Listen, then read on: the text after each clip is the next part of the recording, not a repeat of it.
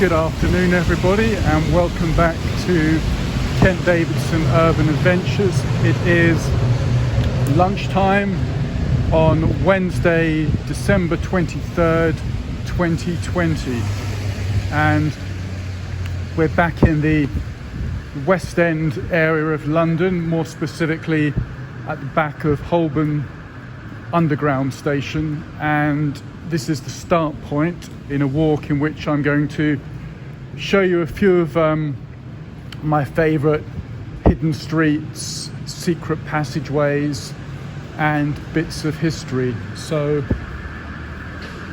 it's raining, hopefully we'll stop at some point, but we won't let that interfere. And the first place is this, what in normal times is a magnificent English pub called the Ship Tavern, and check out that antiquity, established 1549. That's some heritage there. Ale house and dining room, and we can have a look at some of the details here. You've got purveyors of quaffable ales and fine fare since 1549, and it has inside a world gin cabinet. And have a look at some of the heritage there. Rebuilt in 1923. The tavern was established in the year 1549, and I'm not going to read out all of that, but you can check it out at a later date. So that is it, and a bit of work going on there, some repairs, refurbishment, etc. Okay, let's press on. So this part of central London, the West End, well actually it's an area that lies between two other distinct areas. You've got the West End starting from sort of Covent Garden, going west through actually let's just have a look down here. Yes, going west through Leicester Square, Piccadilly Circus, etc. And then if you go east, you've got the financial district and the city. So where this is the area between that, which includes a number of iconic sites, famous London landmarks. But just really wanted to give you a flavour of the area, and we'll walk a little way down Kingsway.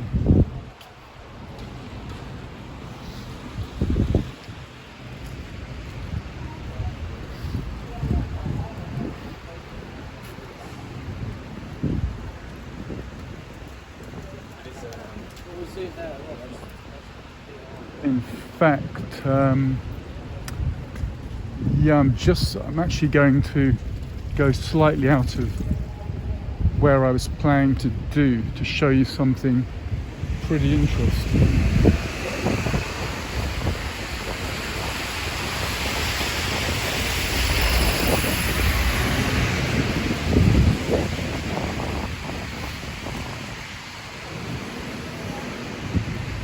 Yes, I had planned to start the walk heading in the other way, but just had a thought, and I thought I'd show you something, which is the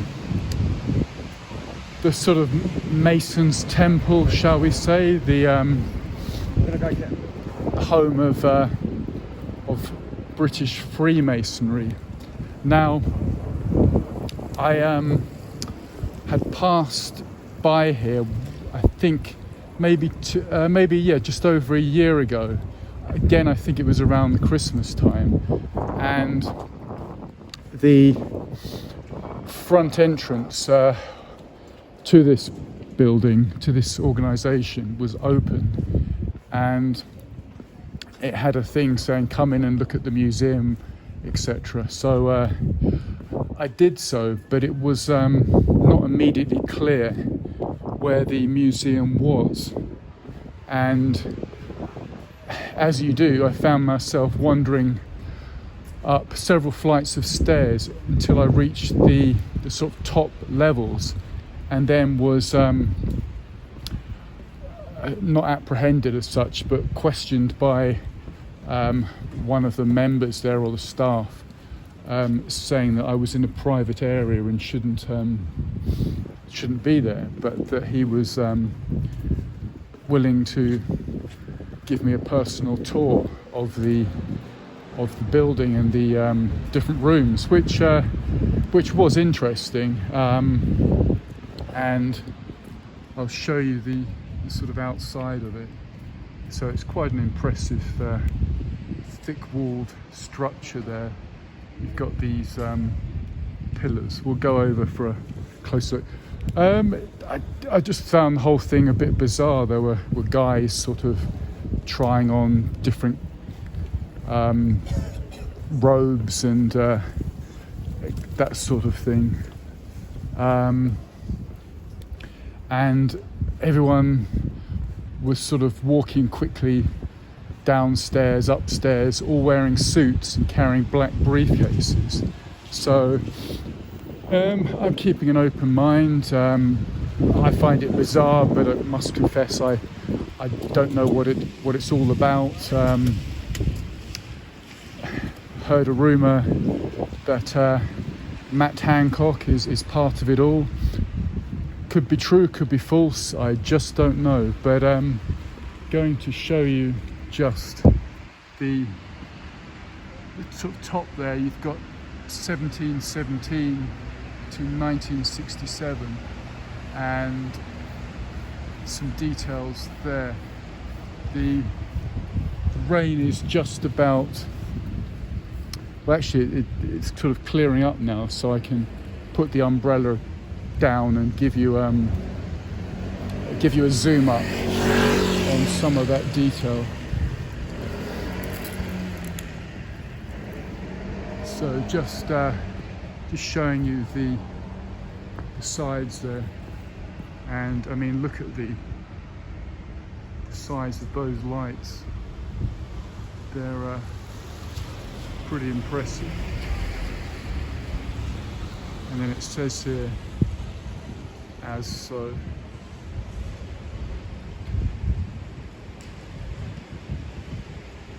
So, just as in my walk and video, which I featured the Scientology base, kept an open mind on that, and will continue to do so on the Masons. But thought you might like to see the building, and I mean, it's just solid, isn't it? You've got various motifs up there, which I don't know, and then of course the windows are, well, the interior is obviously obscured, so you can't see anything.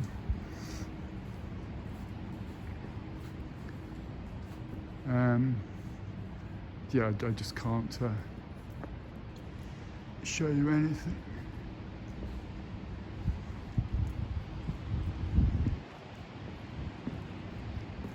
But that's your Masonic lodge.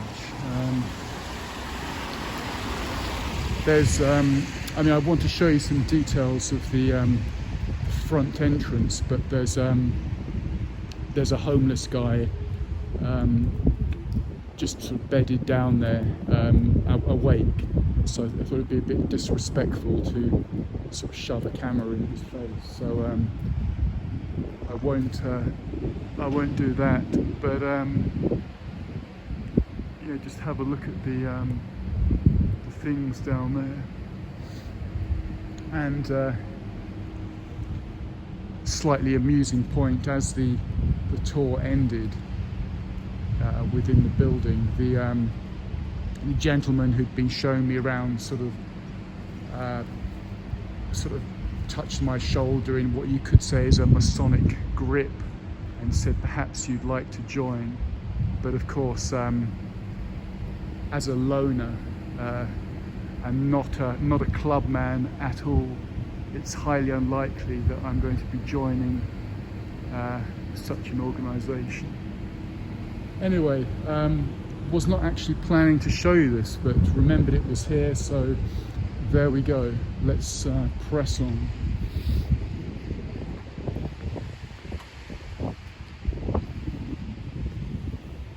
Morning. How are you? Okay.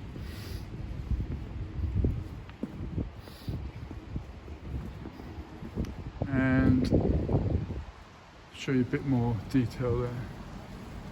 To commemorate the centenary of the Premier Grand Lodge, founded on St John's Day, 24th of June 1717, by 4 London lodges, of which these 3 remain.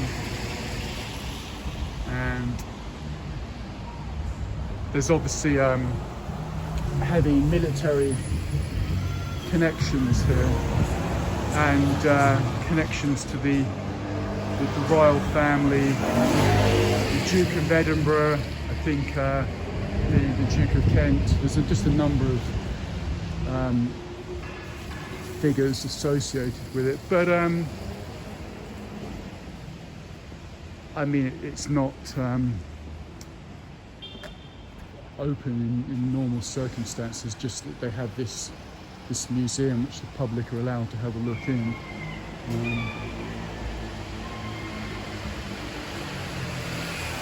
And I'll show you up there.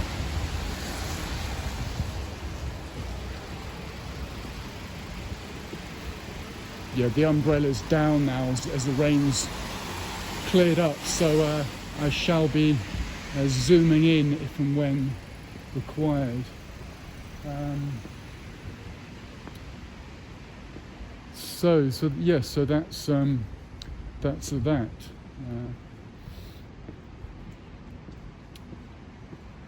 And strangely, there was a pub on the other side of the street with a name referencing the lodge, but I thought it was there where it says Hercules Pillars.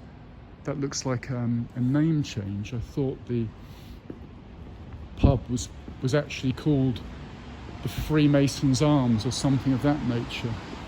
Let's see if I can.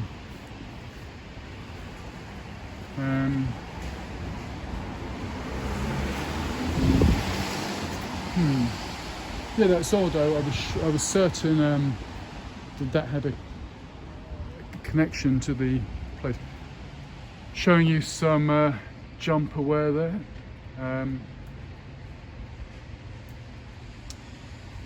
Nice socks. Not sure about the jumper and the dicky bow combo though.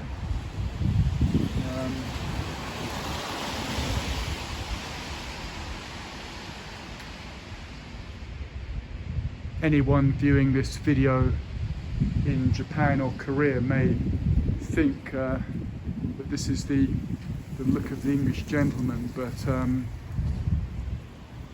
certainly on the dystopian streets of London 2020 you won't see such a well-dressed man.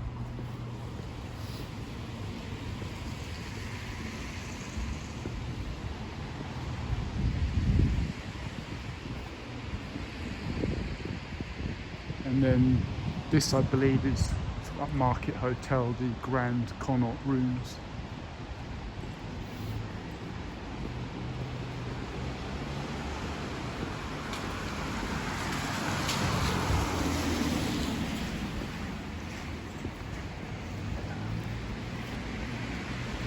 Yeah, so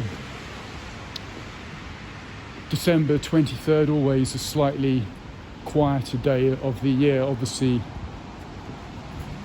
there's no office workers. Retail is probably peaked, and I mean this is under normal circumstances. What's going on, of course, this year is very different, in which wherever you go, you're asked, instructed, told to stay at home. So personally have a problem with that. I mean, hiding under one's bed, eating junk food, watching TV ain't any sort of life as far as I'm concerned.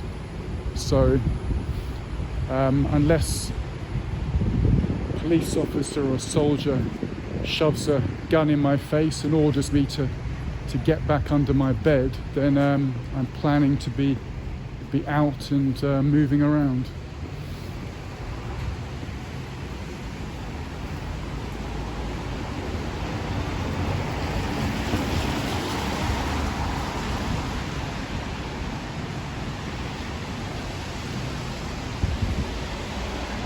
And as it's a sort of moody, grey, drizzly day, I thought I'd show you a few of the sort of classic London literary connections, and we can perhaps get a feel for some other times, other periods. Now this is quite a special place. This is Lincoln's Inn Fields, and it's a public square or gardens with some quite decent tree specimens. So we'll have a look at that. And there's a pretty nice water fountain there.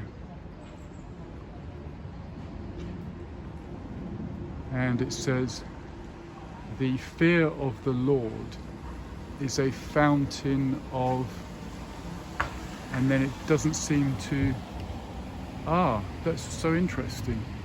The writing has sort of been sort of rubbed off or something, but I think that says "whoa." All you can see is the E on the end. Let's backtrack. So it says, "The fear of the Lord is a fountain of," I believe that's "whoa." It would fit, but as you can see, there's the E is there. There's possibly the O, but how unusual that it's missing that. Anyway, this is Lincoln's Inn Fields. Let's have a look.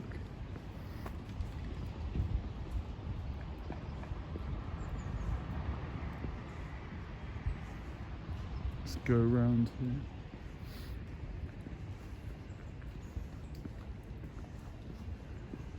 So it's absolutely dead here today. Not a single office worker eating a sandwich, not a single lawyer or accountant, etc. We are in the heart of legal London, so this is where many of the London legal firms, the top legal firms, are based. And there's a decent bit of sculpture there.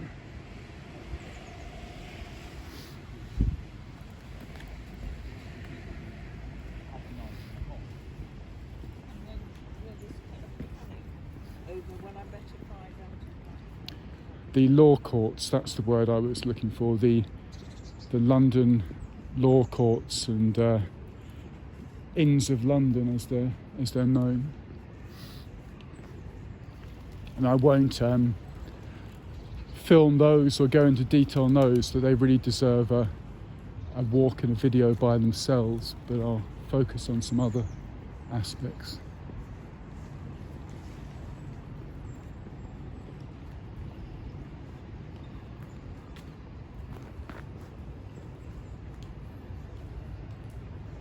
And that's a fine looking tree there.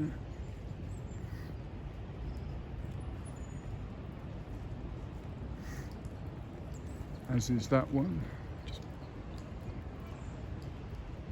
practice there with the zoom, show you that.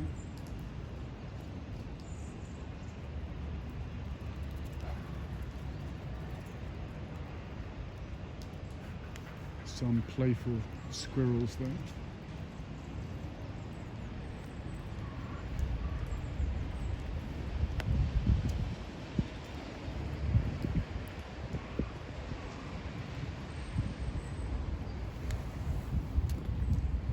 And I mean, this is just remarkable, isn't it? The London plane tree.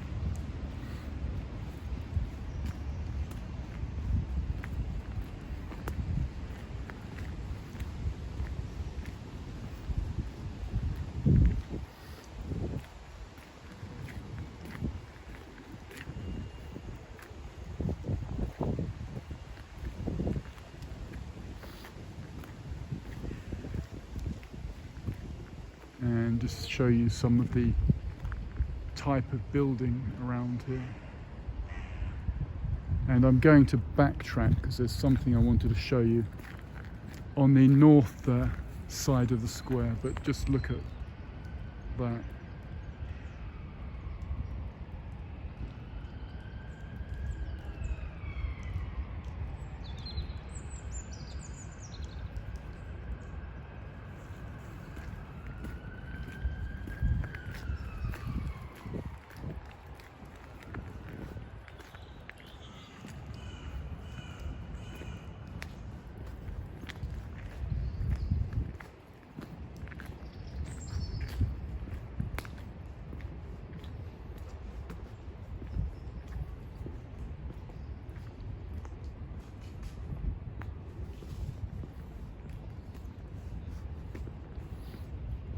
Yeah, the temperature today is fine. It's about 11 or 12 Celsius, 53 Fahrenheit.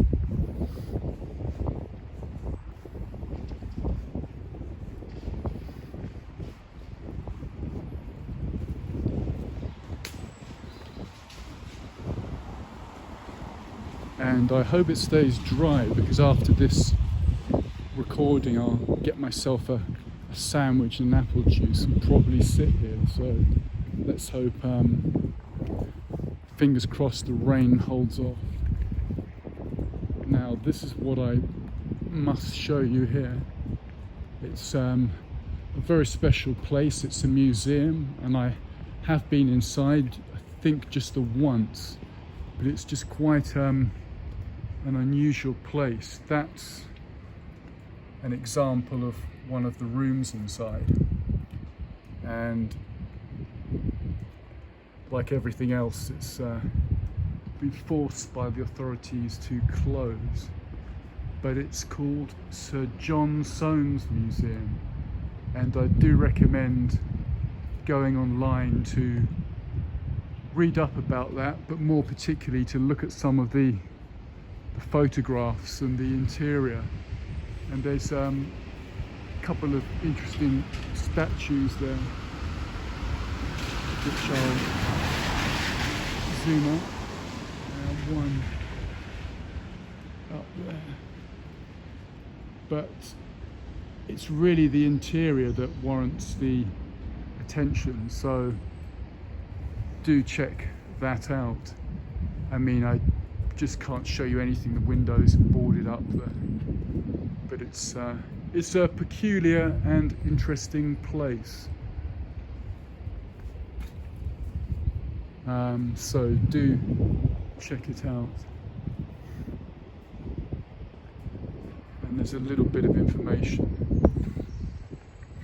The historic house of Sir John Soane, 1753 to 1837, one of the greatest British architects of his day. He was a passionate collector. He displayed his extensive collections of art, antiquities and curiosities here, and in 1833 negotiated an Act of Parliament to preserve his house as a national museum. And it's just full of quirky, weird stuff. You really need to see it to make up your mind on it. So that may become an option in the new year. And likewise with the Victoria and Albert Museum, if there is a possibility that I can film inside any of these places, then I'll certainly do so.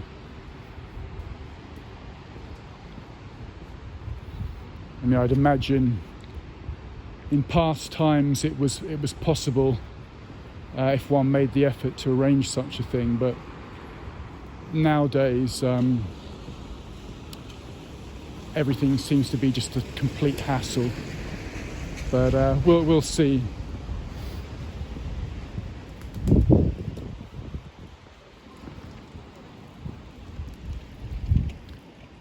And just going to pop over here because I've seen there's another blue plaque, and I don't know whose it is, but after a zoom we'll be able to find out. And it says William Marsden, so you can check out him.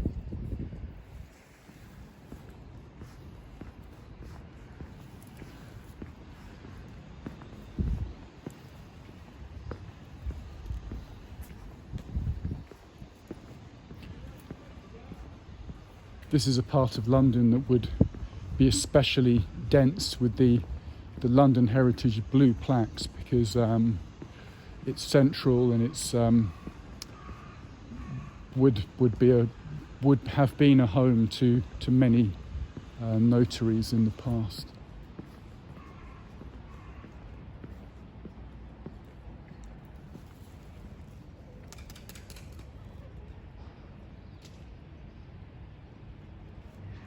Show you that big crow there.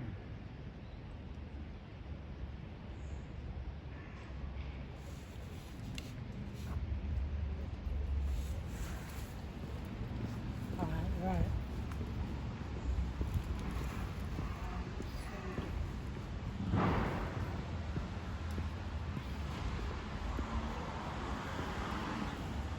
And the rain's come back, so up goes the brolly.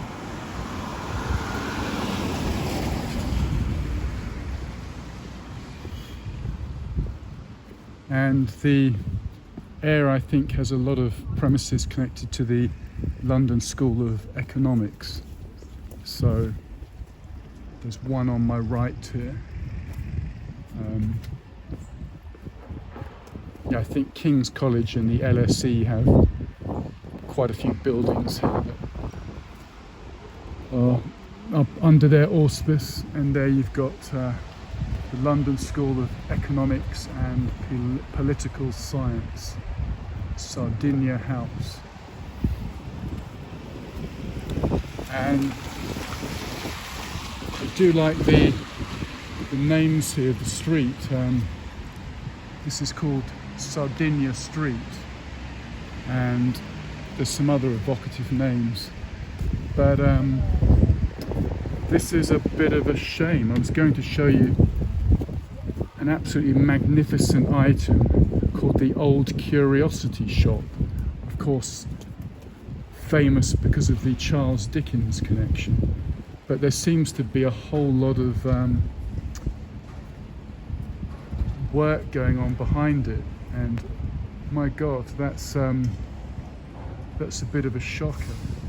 I mean, there's the fantastic frontage, and then there's this what looks like a new build, some kind of commercial, academic or residential premises behind it, and it's totally obscured the view of the Old Curiosity Shop. That's such a shame. There you go, the Old Curiosity Shop, immortalised by Charles Dickens. but that is just horrendous. I mean, look at the state of what's around it.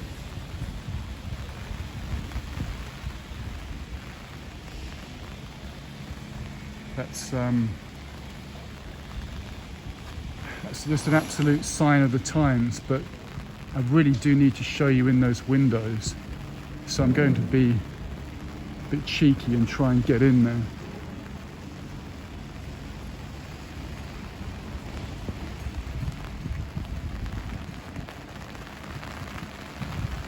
Got sort of boots and shoes there. It's all a bit odd. I mean, it's not a real shop. It's just a facade of a shop. This is never open as far as I'm aware. And we look at those bizarre shoes there, and then you've got this thing which looks permanently. I mean, just look at the dust or the dirt on those windows, and then a tiny little seat there that looks like something for a toddler or a 4-year-old, and then surrounded by this construction work. It's all utterly bizarre, isn't it? I mean, there's this. You can see there's this gate in front here, and it says "Do not enter." So I can't actually get any closer, but hopefully you can see some of what I'm looking at. I mean, every time I've been here, it's always been the same. It's just this grill over this dusty window with these bizarre shoes in there.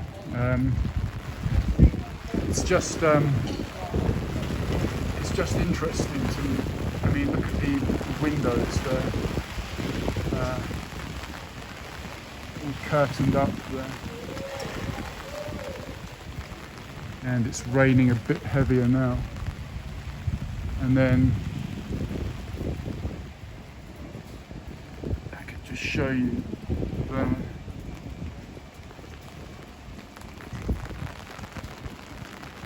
And then there's this Angelo Gents hairdressers next to it, but that's the side aspect there.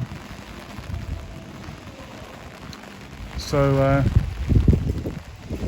The Old Curiosity Shop, a novel by Charles Dickens, 19th century English novelist, so recommend checking that out. And a last look just there. So I think I'm going to stop now, grab myself a sandwich and some shelter if that's possible, and continue exploring, continue filming. So there'll be another recording later in the afternoon, but I'll leave you with a last look at The Old Curiosity Shop by Charles Dickens.